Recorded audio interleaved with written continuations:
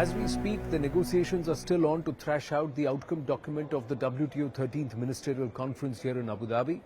And from the looks of it, it looks like it is going to spill over into the reserve day, that is the 1st of March. There are many contentious issues, but there's been a lot of drama, especially around the public stock holding, with India calling out the US-led bloc, largely known and popularly known as the Kings Group, and there being some amount of objections and also resistance to the kind of tone that has been adopted by one of the members who's a front for this bloc. We're given to understand here at CNN News 18 that the Thai ambassador on the 27th in a ministerial meeting on agriculture was quite insinuating in the tone or offensive in the tone, and India taking umbrage to that tone adopted, where somewhere it was tried to portray that Indian government was exporting stock from the public stock holdings or food grain from the public stock holding and profiteering from it. Now, this has been an allegation that has been raised in the past. There was just an exception with the FCI exporting some food grains, but that was an exception, and India has already addressed this. As a policy, unless there is a G2G agreement, India does not export any of its public stock holdings or PSH.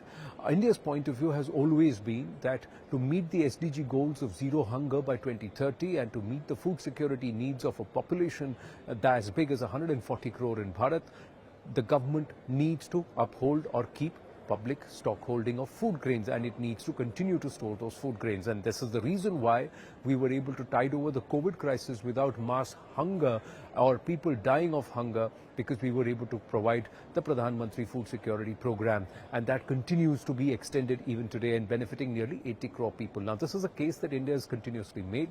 The Keynes group of companies and that lobby has been against India pushing for an MSP or even holding stock holding. Yes, there is a direct fallout of the PSH because if the government continues to procure from the market, then the case for a minimum support price emerges. So there was a tug and a push on from both sides, international pressure and also the domestic demands. But what happened in the meeting was the Thai ambassador to Geneva specifically, was the one who used a particular tone, and her remarks were met with applause from certain member nations of the Keynes Group. India taking exception to it, walked out of that meeting and then registered a very, very strong protest, stating very clearly that Bharat will not be part of any of the ministerial meetings if the said Thai official was present. And that spilled over into 28th, where there was another meeting, and that was a multilateral meeting with nearly 30 member countries present, and the Thai member was also there. 2 members of the Indian delegation were present inside that meeting. India wanted to participate, but then registered a quiet protest with the chair and then walked out. So that standoff continues. In fact, we are given to understand that this was raised with the Thai ambassador to India too, and there is hectic parleys going on to try and assuage and sort out matters. On the other sidelines, information around the PSH and India very forcefully talking about it, wanting to protect farmer interests and also the fisher folk interests. So that's the ocean fisheries. That's another issue, contentious issue in the document, where India is fighting to protect the interest of small fishermen and asking the big corporate trawlers and the corporate fishing nations to change their ways, because they are the ones who are responsible for what is happening in terms of the oceanic imbalance and environmental imbalance is concerned, while wanting to continue to protect the interest of small fisher folk.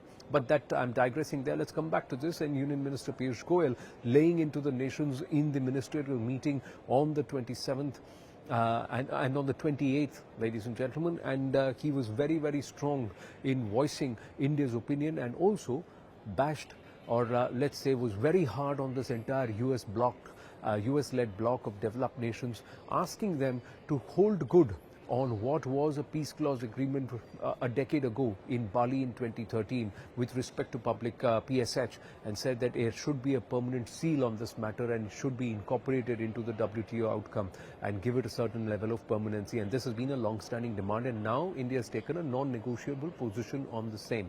There was also a 20-minute one-on-one bilateral, intense one, closed door between the US Trade Minister Catherine Tai and the Commerce Minister Mr. Piyush Goyal, the contents of which have not been divulged, but we are given to understand that this issue of PSH was very, very strongly raised, and the US-led bloc and its standoffish blockade of this entire matter finding passage and permanency was also very strongly raised. Now, whether or not this will make part of the outcome document, we'll have to wait and watch.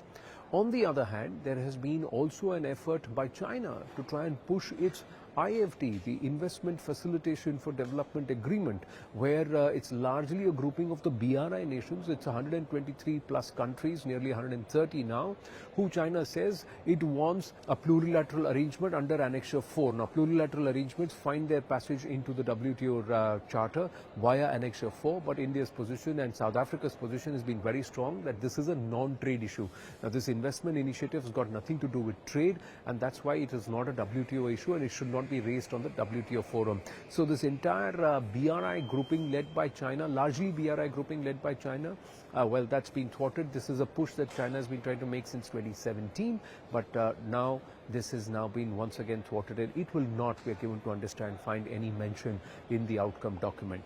What will find mention in the outcome document, as expected, is the inclusion of the two LDCs, or the lesser developed nations or countries.